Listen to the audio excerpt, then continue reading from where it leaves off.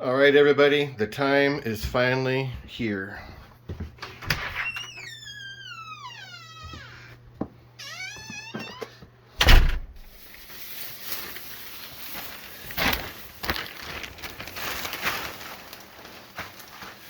I've had the heater going on since I left in the morning. In here, is maybe only in the upper 50s outside today, and that would be the lower end of the temperature threshold for painting. It's got my little heater here with the fan. You can hear it. This little thing works great. I used that.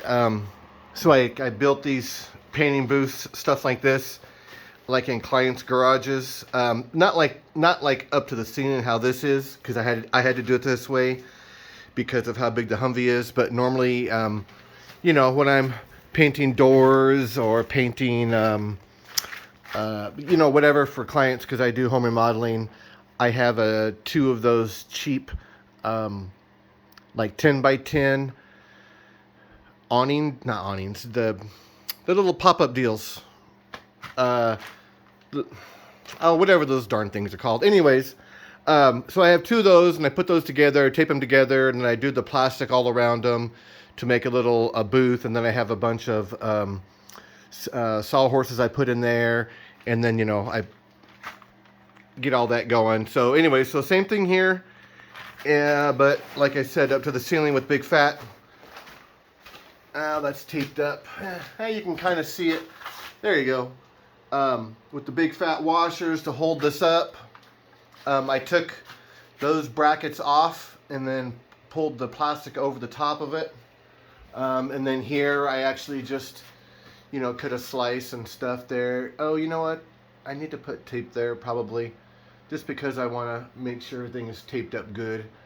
Like how I did all that. So yeah, I got to do tape there. So forgot that little piece. But anyways, let me move this over here.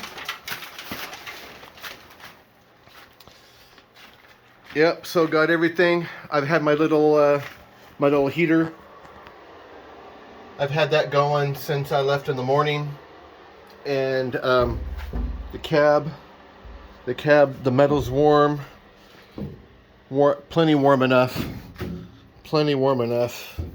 Like I said, I can feel a little bit of cold here, but not that big a deal.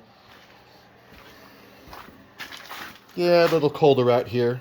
But that's okay. It's fine.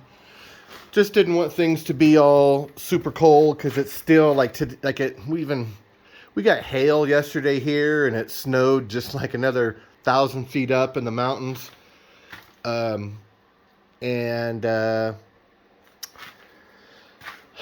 so, and then it was like, I think today it's like in the high, like maybe 56 or 57 degrees. So I wasn't wanting to wait another day till tomorrow till it was warmer, and plus I probably would have done the heater anyways. Because it's not just the ambient temperature, it's the temperature of your material that matters when you're doing the painting. So let's go back over here.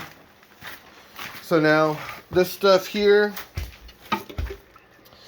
acetone, that's what you mix with this. Or excuse me, well, this is the activator. You can see the activator there. And then here is the epoxy primer. And yeah, so it's 4-1-1. So you got 4 parts that, 1 part that, 1 part that. I don't understand why this just isn't a part of that, but I guess it would be less actual paint. I guess that's why they do that. But they could always just charge a little less appropriately, so you don't have to mix that. But maybe there's something with what this does to the paint, that you only want to do it right when you're using it. So obviously with this, once you mix all this stuff, it's a 4-hour pot life. And then I got the mineral spirits, and then I got my brand new gun.